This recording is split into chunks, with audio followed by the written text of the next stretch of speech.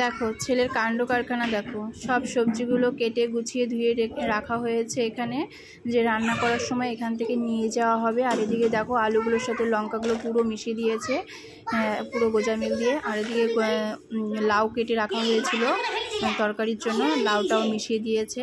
আর এদিকে দেখো ওদিক থেকে কিন্তু বদমাইশি করে চলে এসছে, ওই যে জলের ফিল্টার দেখতে পাচ্ছ পুরো জলটা ফেলে দিয়েছে। আমার শাশুড়ি মা এদিকে পরিষ্কার করলো রান্নাঘরটা, দেখতেই পাচ্ছ বালতি নিয়ে যাচ্ছে, পুরো জল ফেলে দিয়েছিল, জলটা পুরো ন্যাকড়া দিয়ে মুছে নিয়ে আসলো। আর তারপরে এসে আবার এগুলোর সাথে মিক্স করে দিয়েছে সব লঙ্কার সাথে। কি দুষ্টুমি না করে, এখানে এসেও প্রচণ্ড দুষ্টুমি করছে। আর এদিকে দেখো আমাদের লাবণী এদিকে হলো রান্না, যেখানে রান্না করবে সেখানে উনুনটা মুছে নিচ্ছে, রান্না করো না প্রতিদিন এখানে দিচ্ছে। আর এদিকে রান্না করো, চালের জন্য হাঁড়িটা বসিয়ে দিল, ভাত বসাবে এখানে। সকালবেলা এগুলোই কাজ হচ্ছে আর আমি একটু ভিডিও ক্লিপস নিচ্ছি। তো hey guys, welcome back to my channel. তোমরা সবাই কেমন আছো? আশা করি তোমরা সবাই ভালো আছো, সুস্থ আছো। আর আমি আবারও একটা নতুন ব্লগ তোমাদের সামনে নিয়ে এসেছি। তো আজকের ব্লগটা দেখতেই পাচ্ছ আমি কোথা থেকে স্টার্ট করেছি, এর আগেও দেখেছো এরকম ভিডিও। তো কোথায় হতে পারে তোমরা কমেন্ট বক্সে কমেন্ট করো, এখনই বলছি না এটা কোথায়। তো এদিকে দেখো মা ভাত বসিয়ে দিয়েছে আর আমার কুচকুটাকে কোলে নিয়ে বসে আছে। সকালের খাবার ভাত, ডাল আর সেদ্ধ, তাই তো। তো বাচ্চাদের খাওয়া হয়ে গেছে অলরেডি এর আগেই। তো এদিক থেকে আমার হলো দেওর আবার হলো ইলিশ মাছ নিয়ে এসছে বাজার থেকে। তো ইলিশ মাছ ভাজছে আমার যা লাবণী ইলিশ মাছ ভাজছে। আর এদিক থেকে চলে আসলাম, এদিকে দেখো এসে প্রচণ্ড পরিমাণে দুষ্টুমি করছে। আর এদিকে তিনজনকে নিয়ে ওর জেঠু ওর বাবা বসে আছে, গান করছে। তোমরা শোনো একটু, তাহলেই বুঝতে পারবে।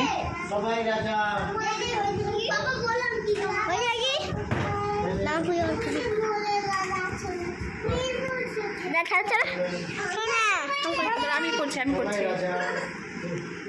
তারপরেও কিছুক্ষণ পরে আমরা সবাই স্নান দান করে কমপ্লিট করে, আমার স্নান কমপ্লিট করা হয়ে গেছে, মার এখনো স্নান হয়নি, মা পরে খাওয়া দাওয়া করে। তো আমরা খাওয়া দাওয়া করতে বসে গেছি। এটা খেতে খেতে সকাল না দুপুরের মতন, কারণ সকালবেলা আমরা ছাতু খেয়ে নিয়েছিলাম। তারপর রান্না করতে করতে প্রায় 12:30 বেজেই গেছিলো। তো স্নান দান করে খেতে বসে গেছি এই দেখো আমি। আর ওদিকে রান্না করে ক্লান্ত হয়ে পড়েছে লাবণী, আমার যা। লাবণী মানে আমার যা, ছোট যা। তো যাই হোক, ছোট ভাইয়ের বউ এটা।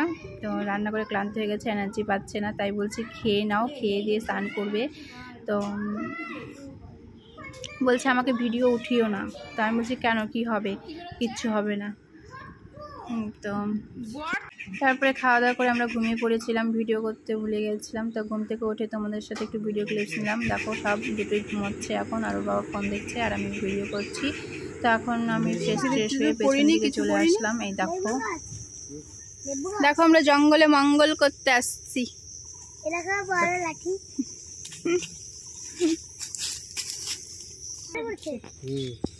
এখন নাকি স্নান করার আগে আসতে হয় এখানে? কি সব কাণ্ড কিরকির্তি করো তোমরা, চলো।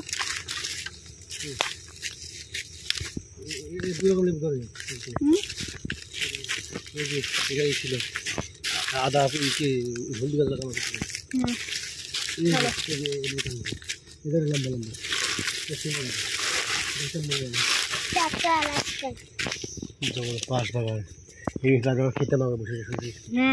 আর এখন যাও খাও, ঘুমাও।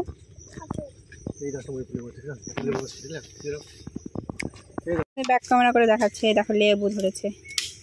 এগুলো কি গন্ধরাজ লেবু? কয়েকটা ধরেছে, বেশি ধরে নেই, ওদিকে ধরেছে অল্প অল্প ধরছে।